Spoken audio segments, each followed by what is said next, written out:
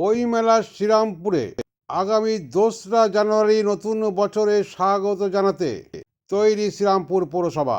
পৌর প্রধান গিরিধারী সাহা সাংবাদিক সম্মেলনে ঘোষণা করলেন, গত বছরের মতন এবছরও হুগলি জেলার শ্রীরামপুরের পৌরসভার নেতৃত্বে RMS মাঠে শ্রীরামপুরের ঐতিহ্য, বাংলার ঐতিহ্যকে সামনে রেখে শুরু হবে বইমেলা।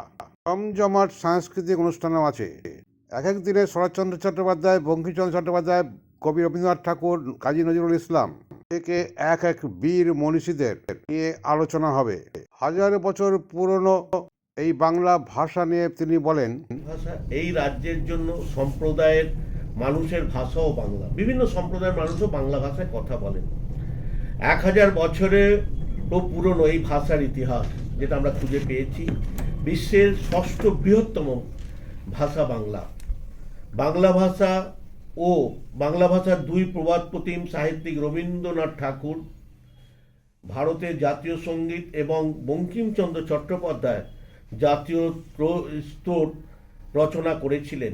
আবার প্রতিবেশী দেশের বাংলাদেশের জাতীয় সঙ্গীতও রচয়িতা রবীন্দ্রনাথ ঠাকুর। বাংলা ভাষায় রচিত গীতাঞ্জলি কাব্যগ্রন্থের জন্য ভারতে একমাত্র সাহিত্য নোবেল পুরস্কার 1913 সালে পেয়েছিলেন রবীন্দ্রনাথ ঠাকুর। এটা আমাদের গর্বের কথা। এই বাংলার কবি কাজী নজরুল ইসলাম গান গেথে ব্রিটিশ শাসকের ঘুম কেড়েছিলেন এবং জেল খেটেছিলেন। বঙ্কিমচন্দ্র চট্টোপাধ্যায়কে আমরা বাংলা ভাষার সাহিত্য সম্রাট হিসাবে সম্মানিত করি।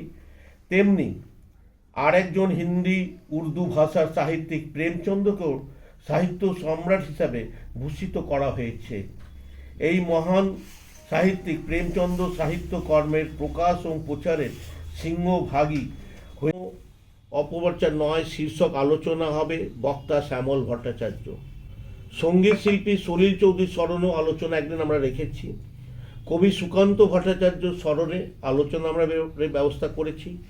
কথাশিল্পী শরৎচন্দ্র স্মরণেও আলোচনার ব্যবস্থা আমরা করেছি। চিত্র পরিচালক ঋত্বিক ঘটকের স্মরণেও আমরা আলোচনার ব্যবস্থা করেছি। এই হচ্ছে আমাদের মূল বই মেলার থিম। মুদ্রণ অক্ষরের স্রষ্টা এই শ্রীরামপুরে মুদ্রণ শিল্পী পঞ্চানন কর্মকার। আবার এই লিপির আধুনিক রূপ দিয়েছিলেন ঈশ্বরচন্দ্র বিদ্যাসাগর, যার জন্ম সাবেক হুগলি জেলার বীরসিংহ অধুনা মেদিনীপুর গ্রাম।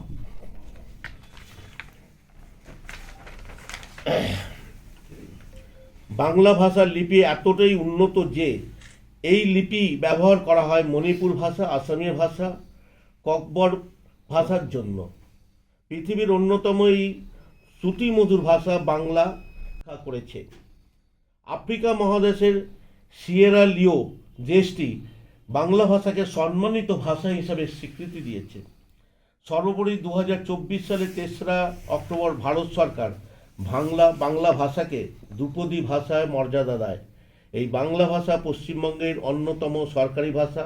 আমাদের গর্বের যে এই রাজ্যের মানুষ বাংলা ভাষায় কথা বলেন, তাই আমরা গর্ব বোধ করি পশ্চিমবঙ্গকে নিয়ে, আমাদের গর্বের রাষ্ট্র পশ্চিমবঙ্গকে নিয়ে।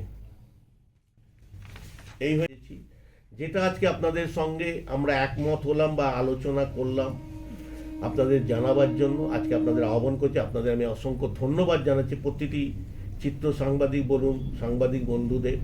আপনারা এখানে উপস্থিত হয়েছেন।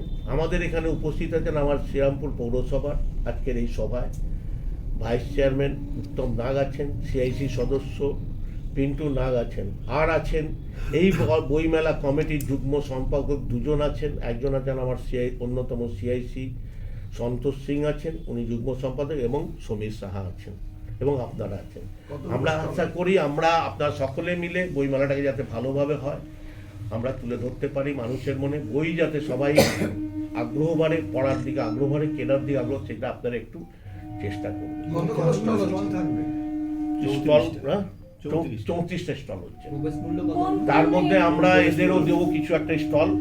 ওই আমাদের থ্যালাসেমিয়া রোগী আছে বা জজরা, যেটা ওই আইনকে যেটা ওই কি বলে ওটাকে, ওটা ওই লোক আদালত ওদের জন্য একটা জায়গা আমরা রাখছি।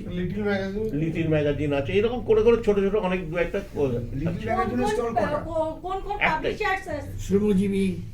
শ্রমজীবীকে আমরা দেবো।